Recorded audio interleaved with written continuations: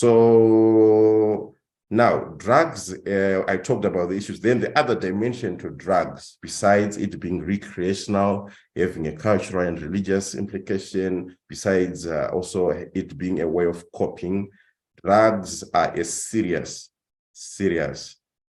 economic activity for certain. Let me hasten to call them diabolical. Let me hasten to call them very diabolical agents. That for them is a very serious economic activity. And people, you need to appreciate that you taking drugs is actually a way of other people making money. So they don't feel for you, they don't feel for our communities, they don't feel for our children, our youths, they don't feel for any of that. They want money. And by virtue that drugs are addictive, and once you are addicted to something, it becomes part of your way of functioning. You malfunction in such a way that without that issue, that drug or the alcohol, you can't function. And because of that, you use everything at your disposal, all your income streams, to try to purchase drugs. And for them, that's a way of making money.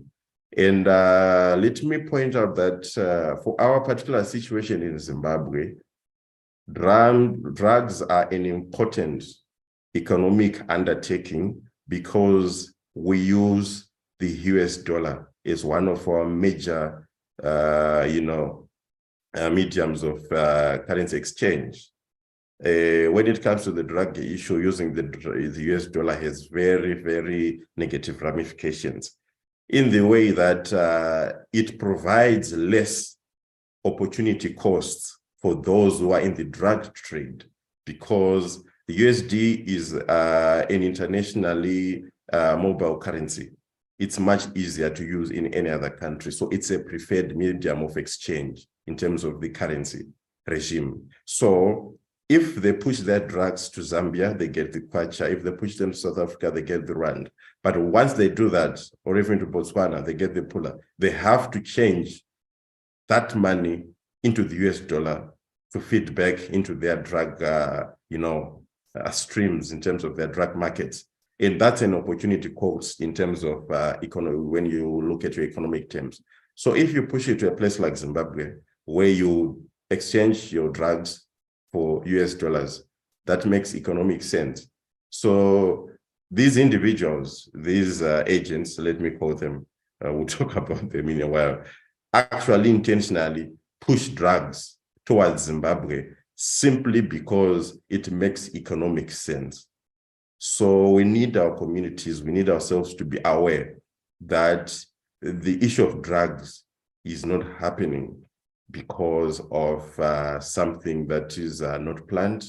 It's not something that is intentional because of our multi-currency regime. And as the populace that has a bias towards the US dollar as the better medium of exchange. So that in a way, when you bring this to the issue of drugs, it creates real challenges for us because of that.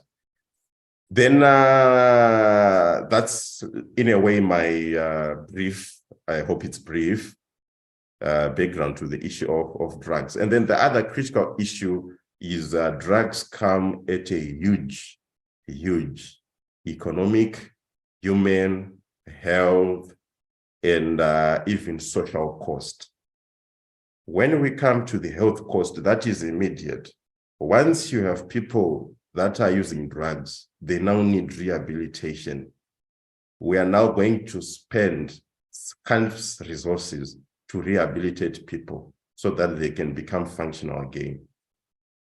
So as a country, as a family, as a community, drugs come at that cost because you now have to bring people back to be able to be functioning at the level they are expected and required to be.